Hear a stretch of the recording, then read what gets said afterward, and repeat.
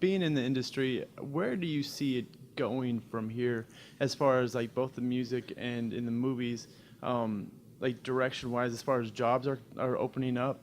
Do you see them opening up more in the movies industry, in the gaming industry? Gaming industry definitely is Yeah. in its infancy still to me, and that thing's been exploding. I mean, it's literally exploding. Games are huge, whether it's on your iPhone or whether it's on your Xbox or PlayStation.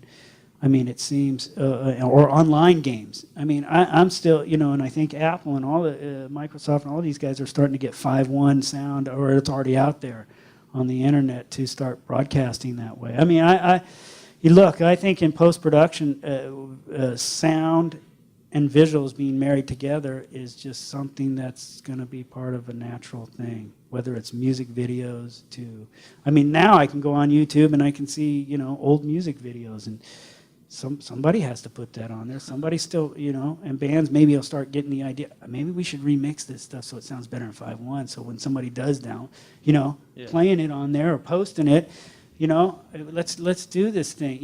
As soon as the industry starts open arms to it. The film industry has been very good about open arms with sonic change, going from stereo to 5.1 to 7.1 now, and constantly trying to, they're still a little reserved, but they're still like, okay, we have to address this issue of things are on the internet, things are getting released here, but why don't we release it on the internet? Why don't we just do it so that it's done right and not somebody stealing it from a camera? You know what I mean? So as far as the industry goes, I know games are big, and they're all starting to intertwine. As you know, movies become games, games become movies. It's like, and music is always involved in those, composition-wise, songs, bands making songs. I'm still happy to see that a lot of people go to live concerts, because for me, music is still a really great thing, and I like seeing bands. As far as someone that's looking for a job eventually, as soon as I graduate, you would say probably gaming is where it's really exploding, or it seems to me, I'm not in that field, but I know a lot of people who are. Maybe you. Yeah, I would shed some light on that too. It is exploding, but you have to remember there's about 10% of the budget is for audio right now. So just be realistic about how it's exploding, and audio is still making its way through and fighting for its spot. Yeah, I mean, we've done some mixes for some games out at Skywalker where they're 5.1 mixes, where some of the Japanese clients have come over, and big gamings have come over. I think Scarface was one of them, and they spent weeks mixing to different, because the player can pick different ways to go, and you hear something over out of the right, so I don't know. Yeah. We thank you, though. We should take the next question, and try to limit it to one question, if you will, so everybody can get in. How you doing, Michael? Thank you Hi. so much for coming to speak with us. This is You're incredible. welcome. That's good. Fun my for name's me. Jason, a.k.a. Viv Savage. Okay. And Ask yeah. about that later. Don't ask questions. That's my job. I just was curious of, is there any process that you go through to prepare for a project? Yeah, there is a bit of a process. I mean, look, I get contacted about mixing a film. I need to know who's prepping the sound, who's doing the who's composing the music, where's that coming from. So there are processes like that. Sometimes I'll read the script, sometimes I'll look at a rough cut, and try to get a feel. What is the director trying to do here? What's the movie about? Is it funny? Is it, I try to, there's a bit of a process to go through. It's not lengthy, once we get things prepped in, going, and then it's sometimes weeding out stuff and trying to get the right feel for the film. So sometimes we'll do a temp mix, so I'll get a good feel of how the director already wants the arc of the movie to go, or the arc of the sound of the movie to go. So I know where music's going to be composed, where it's going to come in, where it's going to go out. Sometimes we drop music in spots or other things. So there's a little bit of a process to go through, some homework to be done before I get involved, jump on the board. Cool. Thank you. You bet. Hi, I'm Nick. I was actually going to ask about process too, like how much pre-planning goes into like a scene, for example, the classroom scene when they're in the hall and stuff, where there's a lot of elements going on and you have to keep the guitar low and stuff, and there's the ADR a lot of people's voices in the background, Yeah. and you have like kind of windows of opportunity for the ADR to come out. It seems like on these big budget kind of deals, they must have some kind of pre-planning of windows to like kind of.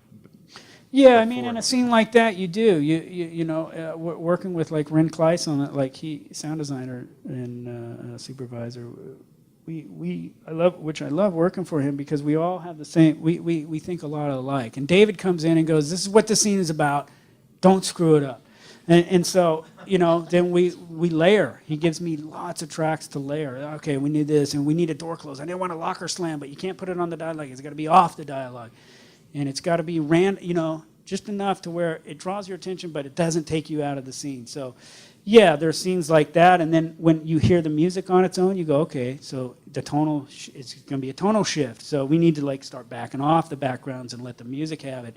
You know, so each scene is addressed like that. And even when it's low budget, you address a scene. A director usually has an idea in his head or how the scene should play. And if they don't, they've kind of sorted it out in editing, but not really. I don't know how it sounds. Like Peter Jackson would always come up and say, I can't figure this scene out. It's not working quite right. And then we sonically start trying things, and then all of a sudden it would work. You know, oh, right, if we did that, that sounds great. What you guys did there was great. That art, you know, that sound designy thing coming in and sweeping us across was did. So yeah, there is a bit of planning. Usually the director, again, tells you what he wants, how he thinks the scene should play. I guess I was more thinking about like before the recording of like the ADR and that one, like the hall scene. Do you actually like think of the windows of opportunity before you record? Yeah, I mean, Ren is thinking of those things. Yeah, if I watch a rough cut months before we're going to mix, yeah, you're looking at like different areas or alternate. They got to loop this. I can't understand these guys' dialogue. They got to go to ADR and loop this. Yeah, we got it down. We marked it. You know, it's marked already. So, you know, when they're assembling the movie, sometimes they'll listen, they'll look through takes and go, you know, all these takes are bad. I want to redo the performance. And so Fincher is usually good about it. I can't find the right take. You know, Fincher's notorious for taking a shot that may be shot 35 and taking the dialogue from shot 45. Put the shot. I love the dialogue in shot 45 and just slap it in there. It's like, you know, and the editing team's trying. It's not quite in sync. Well, maybe let's squeeze it in sync somehow so people don't notice it. So. All right, great, Yeah, thanks. Yeah. Hey, I'm Joe. Hey, Joe. I was wondering if you could elaborate on the relationship between you and your assistant mixers and say the sound design team, because Yeah. you on yourself is like an artistic force that could totally change how the sounds that, you know, the people who go out with the Nagras, the people, you know, who work with libraries. Yeah, I mean, it's a team effort. So again, like Ren Kleiss, we think a lot alike, and we have a lot of the same ideas. There's others I've worked with that we don't have the same ideas, and as you know, it's a very subjective field. Right. And even on Peter Jackson's films, Lord of the Rings, there was a lot of arguments about how a scene should play or how this would play, and I was thinking, like, with Star Wars, like, with Episode 2, those are such iconic sounds, and the Lucas people, you know. yeah, well, Ben Burt was yeah. there. I mean, so Oh, Ben, it's really yeah, he was on that, and so that was very easy collaboration. Ben, really? you know, I had a good time on there. We you know, tried different things. George would come in and go, I like it, I don't like it. Yeah, it sounds good to me. You know, so those, yeah. I mean, I've been in situations where I don't agree with the sound design or some of the editorial process that's happening. But the main goal is not for me to disagree with them. It's for us as a team to give the director what he wants. And if the director turns to me, like Tim Burton always turns, I don't like that sound. You got to tell those guys to get something else.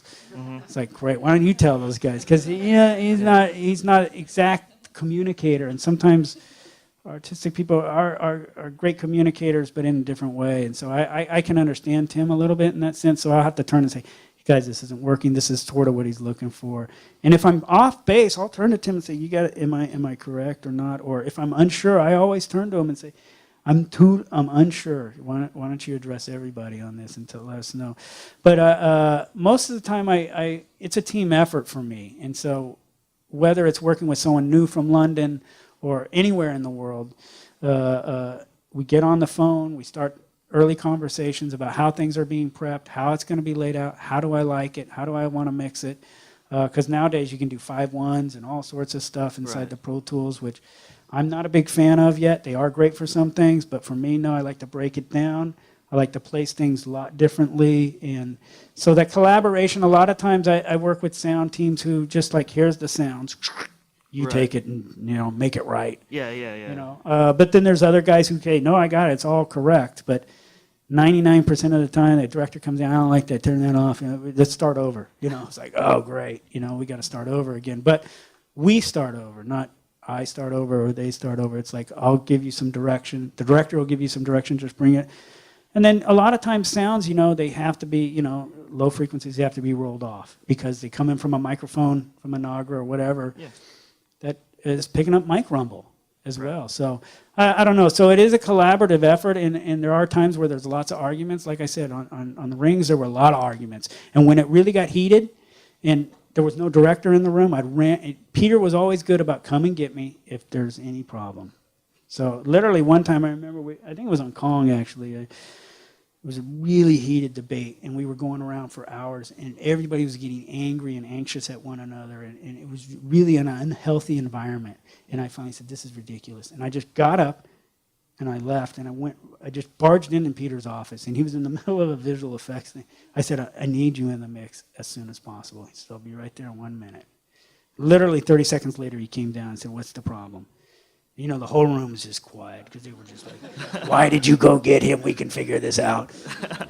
And I said, no, we've been working on it for 2 hours. You're going to figure anything out.